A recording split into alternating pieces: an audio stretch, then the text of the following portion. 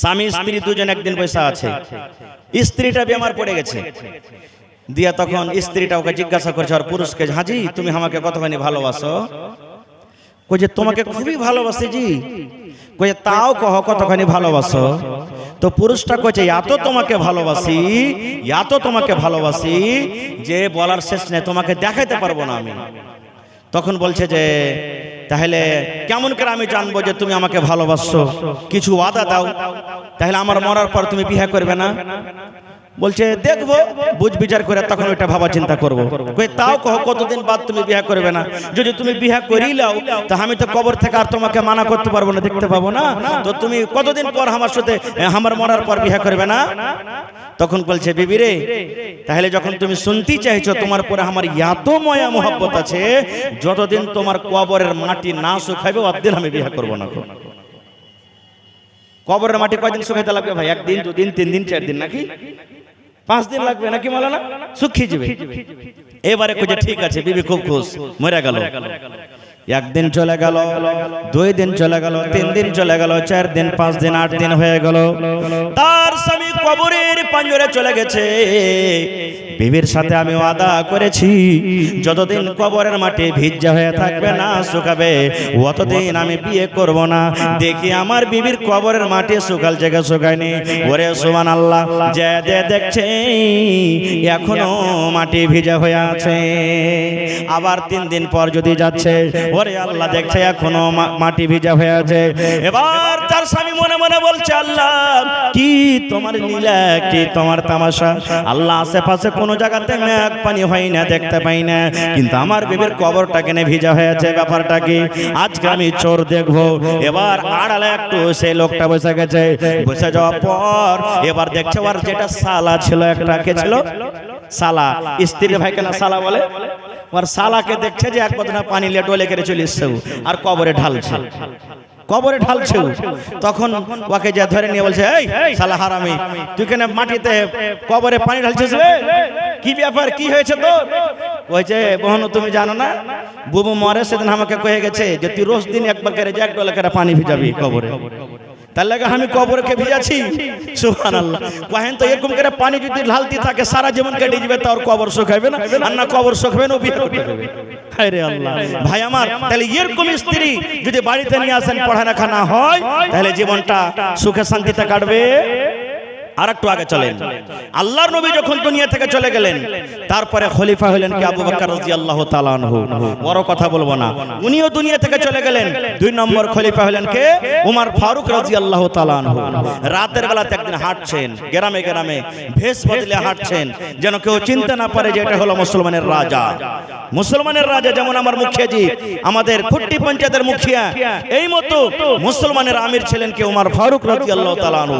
ভেষ বদলে গ্রামে হাঁটছেন, দেখি কোনো বাড়িতে তো কেউ না খেয়ে নাই, দেখি কোনো বাড়িতে তো কেউ বেমার নাই, দেখি কোনো বাড়িতে তো কেউ কষ্ট নাই, এগুলা জানার জন্য হাঁটতে হাঁটতে হাঁটতে হাঁটতে দেখছেন তো এক বাড়িতে মা বেটি ঝগড়া করছে, মা বেটি ঝগড়া করছে। এবার তাদের কথা ঝগড়া শুনে, আওয়াজটা শুনে উমর ফারুক তাদের দুয়ারে কিন্তু দাঁড় হয়ে গেলেন রাতের বেলাতে, যে রাতে বাড়ি যাব ঠিক হবে না, দেখি মা বেটি কি ঝগড়া করছে। এবার শুনতে লাগলেন, মা বলছেন বেটিকে, ও আমার বেটি খালেদা রে, জায়েদা রে, হাফসা রে, শুনে নে, ও আমার বেটি, রাত হয়ে গেছে, 8টা 9টা 10টা রাত হয়ে গেছে, তুমি তাড়াতাড়ি ঘরে চলে যাও আর ওই ইন্দারা কুয়া থেকে পানি তুমি নিয়ে এসো, আর পানি নিয়ে আসার পর ওই দুধে তুমি পানি দিয়ে দাও। কিসে পানি দাও? দুধে পানি দাও। আচ্ছা বলেন এটা জায়েজ না না জায়েজ? দুধে পানি দিয়ে বিক্রি করা হারাম, কিন্তু নিজের বাড়িতে দুধে পানি মিশাল করাটা জায়েজ, হালাল আছে, মানা নাই। 1 কিলো দুধ আছে, ছেলে পেলে বেশি, 1.5 কিলো দুধ লাগবে, 1/2 কিলো পানি মিশাল করে খান, মানা নাই। কিন্তু 1 কিলো দুধকে 1.5 কিলো করবো, টাকা বেশি হবে, আর আপনি পানি মিশাল করে বিক্রি করবেন, এটা হলো হারাম। সুবহানাল্লাহ। এবার মা বলছে বেটি রে, ও খালেদা সাফিয়া শুন, ঘরের ভিতরে দুধ রাখা আছে রে মা, তুমি পানি নিয়ে চলে যাও, আর পানি নিয়ে যাওয়ার পর তুমি দুধে পানি মিশাল করে দাও। এবার বেটি বলছে মা কেন এরকম করব? বলছে বেটি রে, সকালবেলাতে দহিয়ার আসবে, সকালবেলাতে গারাক আসবে, 3 কেজির জায়গাতে 1 কিলো তুমি যদি পানি দিয়ে দাও, ওজনটা বেড়ে যাবে, টাকা বেশি হয়ে যাবে, লাভ আমাদের হয়ে যাবে। এই জন্য বেটে তুমি চলে যাও, চলে যাও, আর দুধে তুমি পানিটা দিয়ে দাও। এবার বেটি বলছে মা গে আমি এটা কাজ করতে পারবো না গে মা গে আমি এটা কাজ করতে পারবো না। কিন্তু উমর ফারুক টাটিতে কান লাগিয়ে শুনছেন। মা বেটি তো জানে না কি আমাদের রাজা উমর ফারুক আমাদের কথা শুনছেন। মা বলছে কেন করবি না? বলছে মা গে আমাদের রাজা আমিরুল মুমিনিন উমর ফারুক রাদিয়াল্লাহু তাআলা আনহু ওয়াজ করেছেন গে মা কে দুধে পানি মিশাল করা চলবে না, চলবে না, চলবে না, দুধে পানি মিলা চলবে না। এই জন্য গে মা আমি দুধে পানি মিশাল করব না। যখন কথাটা বলা, মা বলছে বেটি রে উমর ফারুক ওয়াজ করেছে দুধে পানি মিলাইতে হবে না, তাহলে উমর ফারুক তো দেখতে পাই না, উমর ফারুক তো আমাদের বাড়িতে নাই। বেটি রে যা তাড়াতাড়ি চলে যা আর দুধে পানি দিয়ে দে। আমরা মা বেটি যদি রাতের অন্ধকারে এই কাজটা করে ফেলি, তাহলে উমর ফারুক জানতে পারবে না, উমর ফারুক দেখতে পাবে না, আর উমর ফারুক জানতে না পারতে গেলে আমাদেরকে ডাঁড় জরিমানা করবে না। এই ভাই মুসলমান, এবার বেটির কথা শুনেন। বলছে মা গে আমি এটা কাজ করতে পারবো না গে মা, পারবো না। বলছে কেন পারবি না? বলছে মা গে উমর ফারুক যদি আমাদেরকে না দেখেন, উমর ফারুক যদি এখানে না থাকে গে মা, একজন কিন্তু দেখছেন যার নাম হলো কি আল্লাহ, আল্লাহ দেখছেন মা, এই জন্য আমি দিতে পারবো না পানি। সুবহানাল্লাহ। চলে গেলেন উমর ফারুক বাড়িতে। সকাল হলো, সব বেটাকে বসিয়ে দিলেন। বসতে বলছে এই বেটা শোন, তোদের জন্য আমি একটা খুব সুন্দর বেটি ছেলে বহু দেখেছি, তোমরা কে আছো এমন যে তোমরা পছন্দ করছো যে তাকে বিয়ে করবে? একটা বেটা রাজি হয়ে গেল। মেয়েটাকে ডেকে পাঠালেন। মেয়েটাকে ডেকে পাঠিয়ে পরে বলছে মা তোমার চরিত্র আখলাক আমি বুঝে ফেলেছি, এই জন্য আমার বাড়ির তোমাকে বউ করব, তুমি কি রাজি আছো? উমর ফারুক যিনি মুসলমানের আমির রাজা, সামান্য একটা সাধারণ ঘরের মেয়ে শুধু দিনদারি ইমানদারি হওয়ার কারণে বউ হয়ে গেল। সুবহানাল্লাহ। এ ভাই মুসলমান, তাহলে মেয়ে ছেলের ইলম শিক্ষা দরকার আছে না নেই? জোরে বলেন আছে না নেই? আছে। আর একটু আগে চলেন। আল্লাহর নবীকে মক্কার লোকেরা গাইল দিত, কেউ জাদুকর বলতো, কেউ বলতো যে এই পাগল, কেউ বলতো কি দিওয়ানা, কেউ বলতো কে জিন আসছে, কেউ বলতো যে ভূত আসছে। হাদিস বুখারী শরীফের মেলা এরকম গাইল দিত। আল্লাহ কোরআনে বলছেন তাও যে মক্কার লোকেরা নবীকে কিভাবে গাইল দিয়েছে। ছোট ছোট বাচ্চা, এখনো বালিগ হয়নি, সাবালক হয়নি, ছোট ছোট বাচ্চা। ওর মা ডেকে বলছে বেটা রে, ওই কি গে মা? বলছে বেটা একটা কাজ করতে পারবি? বলছে কি গে মা? বলছে বেটা রে এই মক্কা নগরে, মক্কার জমিনে আবু জাহাল বলে একটা লোক আছে রে ধন, যে আমার নবীকে গালি দেয়। মেলায় রকম ভাষাতে আমার নবীকে গালি দেয়। বাচ্চা বলছে মা গালি দেয় তো কি করব?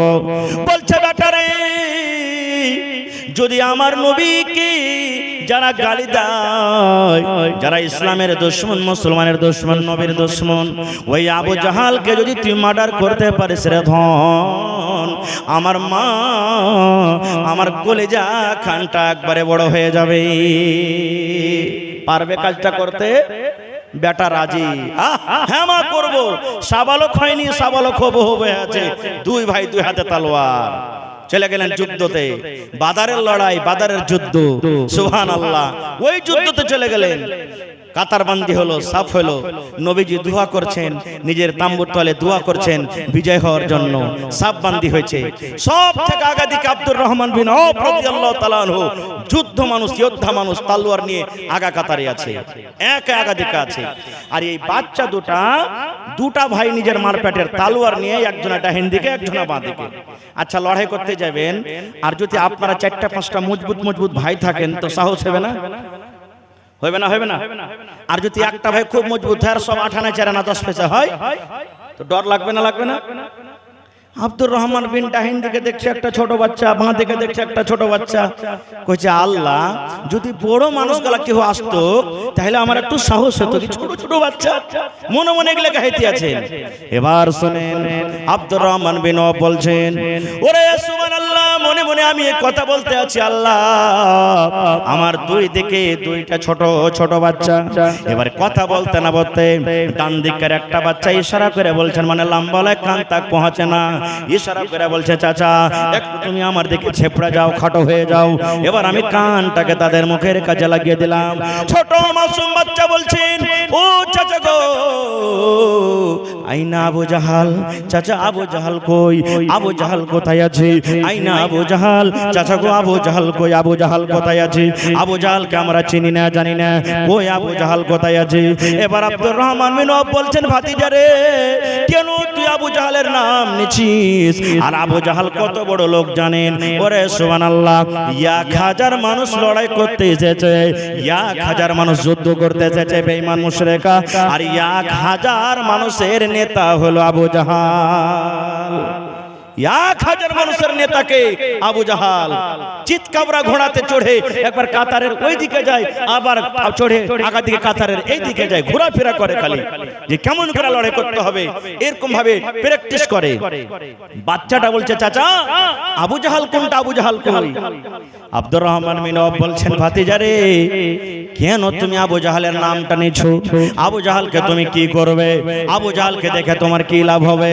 বলছে, চাচা গো, মা আমাকে বলেছে আমার নবীকে নাকি আবু জাহাল গালি দেয়, আমার নবীকে নাকি আবু জাহাল গালি দেয়, আমার নবীকে নাকি কত রকমের কথা বলে। ও চাচা জান, আবু জাহালকে তুমি শুধু একবার দেখিয়ে দাও, আবু জাহালকে হয় মারবো কিংবা তার তলোয়ারে আমি দুনিয়া থেকে বিদায় হয়ে যাব, ভাই আবু জাহালকে মেরে দেব কিংবা তার হাতে মরে যাব। চাচা তুমি একবার আবু জাহালকে আমাকে দেখিয়ে দাও। বলছেন আব্দুর রহমান বিন আওফ কথা বলতে আছে, বাঁ দিকের ফের ছেলেটা বলছে, চাচা একটু নিচে হোক, আরেকটা আবার ভাইটা নিচে হোক। নিচে হয়ে গেলাম, ও কথাটা বলছে, না আবু জাহাল, চাচা আবু জাহাল কই, আবু জাহাল কোনটা? আবু জাহাল কই? এবার আমি বললাম, ভাতিজা আবু জাহালকে নিয়ে কি করবি?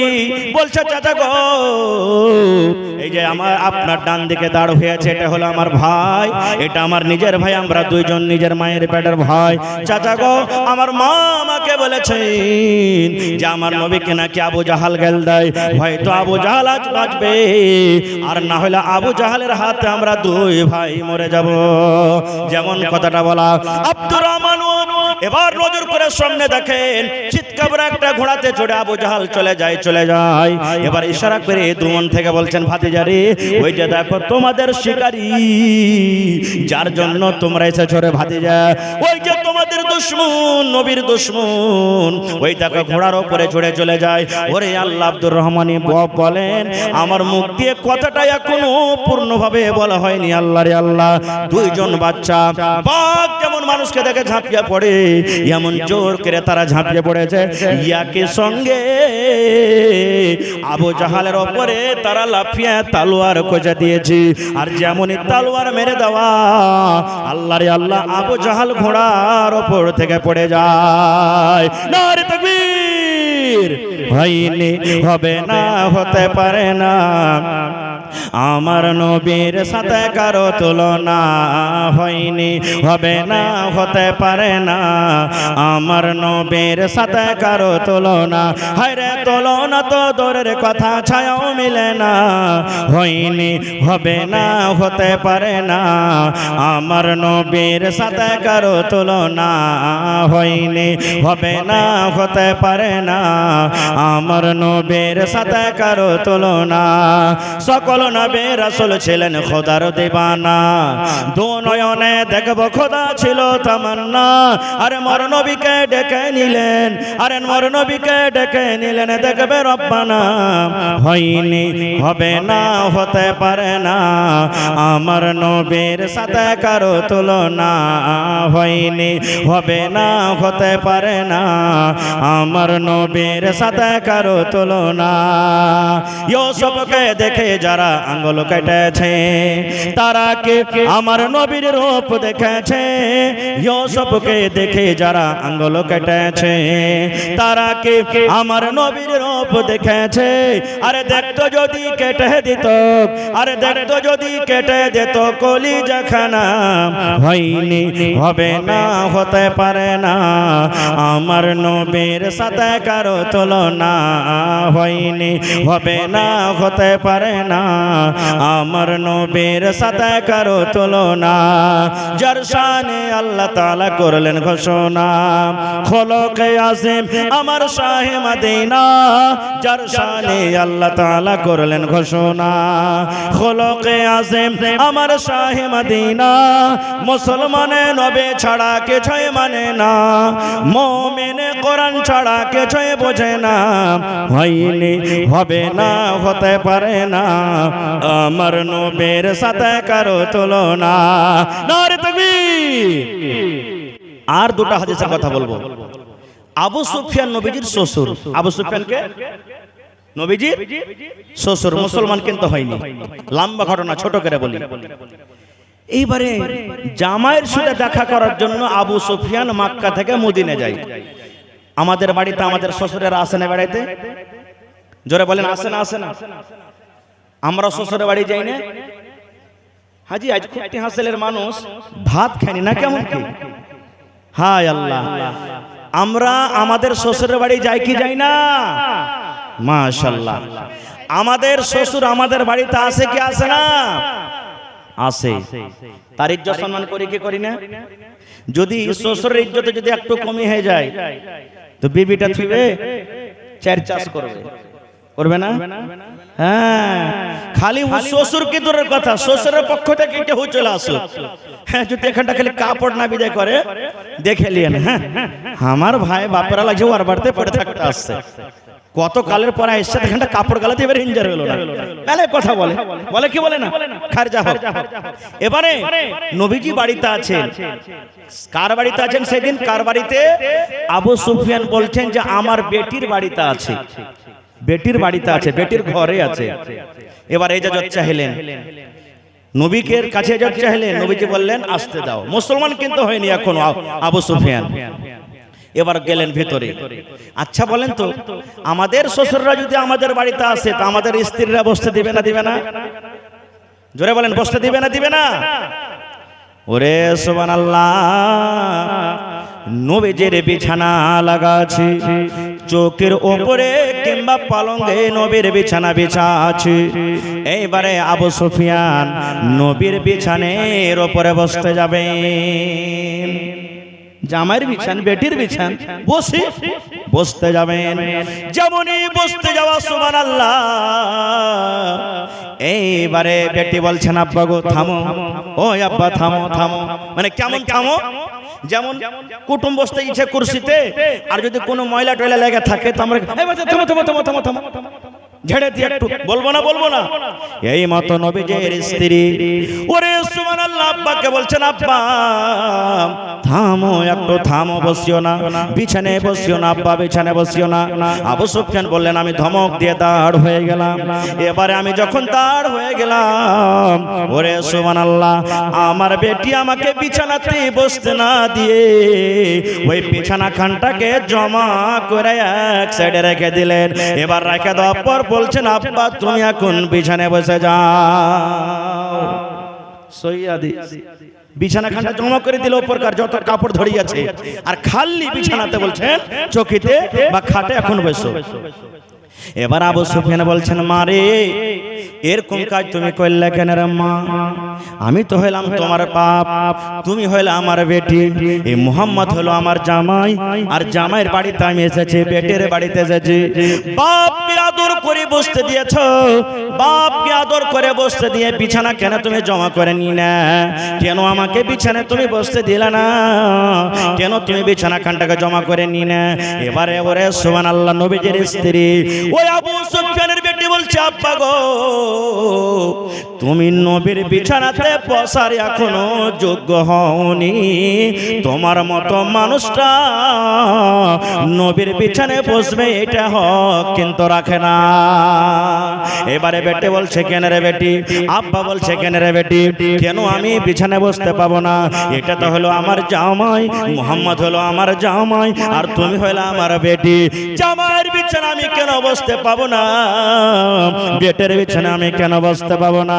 কেন আমি বসতে পাবো না?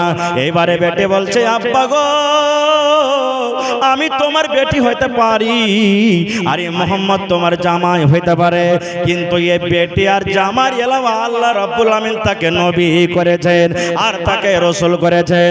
আয় আব্বা জান, আপনি এখনো মুসলমান হননি, এখনো মুসলমান হননি, এখন আপনি নাপাক হয়েছেন, মুশরিক হয়েছেন। আর আপনার মতো মুশরিক লোক নবীকে বিছানায় আমি বসতে দেব না। আপনার মতন মুশরিক লোককে আমি নবীর বিছানাতে আমি বসতে জায়গা দেব না। নারে তাকবীর! এ ভাই, এবারে বেটি ছেলেটা যদি পড়ালেখা না থাকতো, দিনদার না থাকতো, তো নিজের বাপের সাথে এরকম ব্যবহার করতে পারতো? তারজি দিলেন কাকে? আব্বাকে। নাম নবীকে না নিজের স্বামীকে? স্বামীকে তারজি দেয়নি, দিয়েছেন নবীকে। কেন? শরীয়ত জানে বুঝে জন্য না। একটা আর হাদিসের কথা শুনেলেন, ওরে সুবহানাল্লাহ, এর আগে হয়তো আমি কোনো জালসাতে বলেছি, একবারে শর্টে বলবো।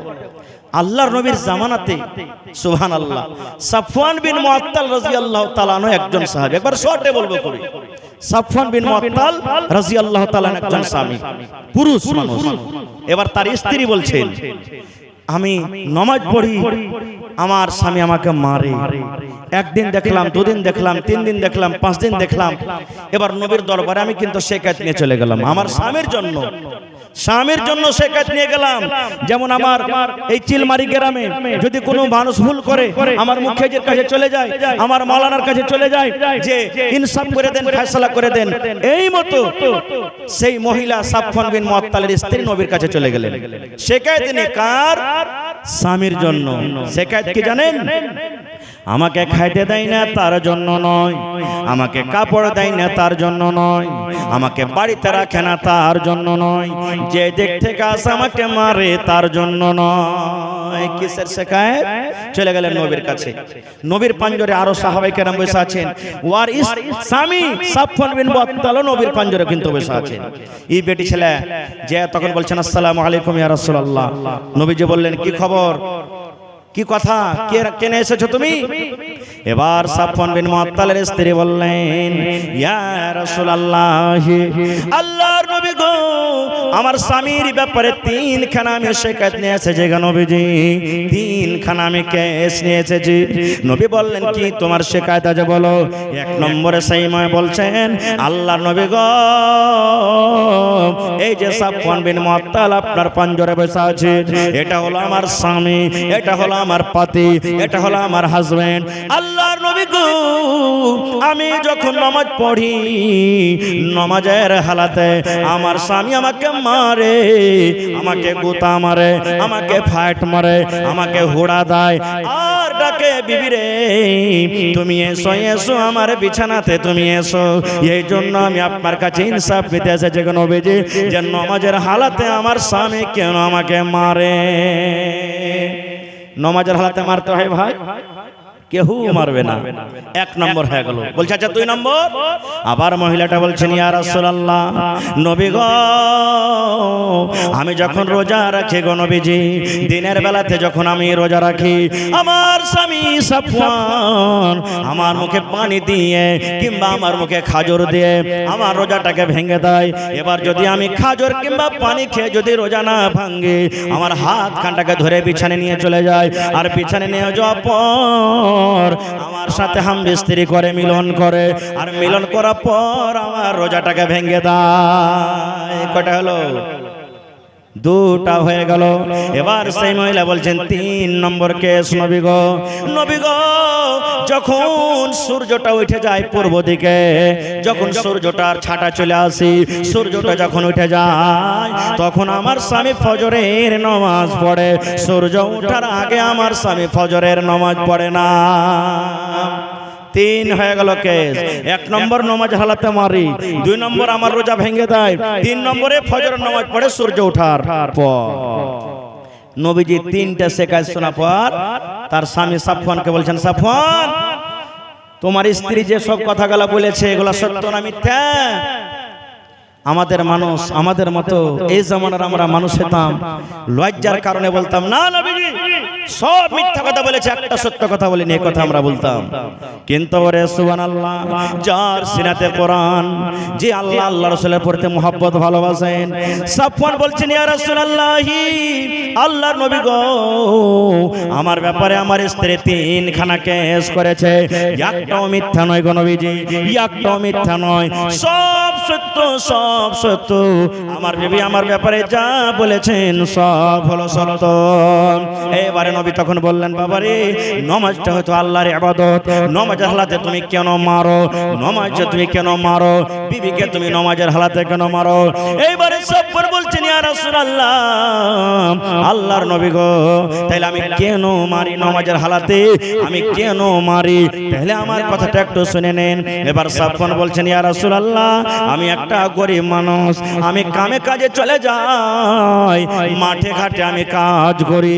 এবার কাজ করার পর সন্ধ্যাবেলাতে আমি বাড়ি আসি, মাগরিব এশার নামাজ পড়ে আমি ঘুমিয়ে যাই, বিছানায় চলে যাই। আমার স্ত্রী এবারে নামাজ পড়িতে শুরু করে, নামাজ পড়িতে শুরু করে। নবী গো কত লম্বা লম্বা করে সূরা তেলাওয়াত করে।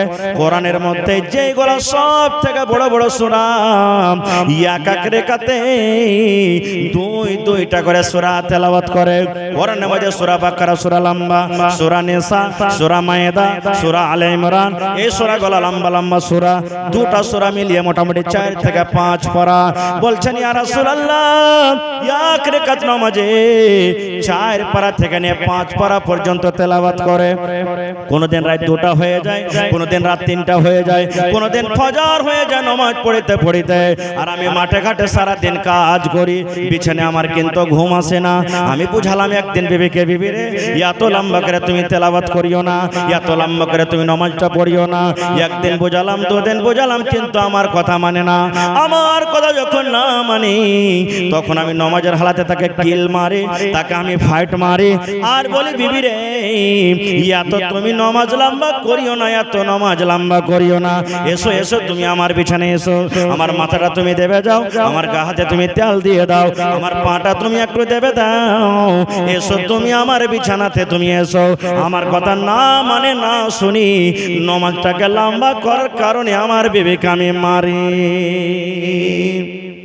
এবারে নবীজি বললেন, ও মহিলারা, যখন তোমাদের স্বামী বাড়িতে থাকবে লম্বা সূরা পড়ার দরকার নাই, ছোট ছোট সূরা পড়ি তোমরা নামাজ পড়ো যথেষ্ট। এবার তার আগে একটা কথা বলি, এই যে তারাবি আসছে ভাই সামনে, এক রুকুতে 3 রাকাত 4 রাকাত তোমরা পড়েলি, তারপরে বলছি মৌলভী সাহেব তুমি দেখতে পাও না যে এত পাটাপট মশা লাগছে গরমের দিন, ছোট করতে পারো না? 1 পাতা 2 পাতাতে আমাদের গোটে তারাবি শেষ হয়ে যায়, এখানটা আমরা সহ্য করতে পারি না। আর সে মহিলা 4 পারা, 4.5 পারা, 5 পারা কোরআন এক রেখাতে তেলাওয়াত করতেন। তাহলে তার কোরআন কত মুখস্থি ছিল জি ভাই? কোরআন কত মুখস্থি ছিল বুঝতে পারছেন? সুবহানাল্লাহ।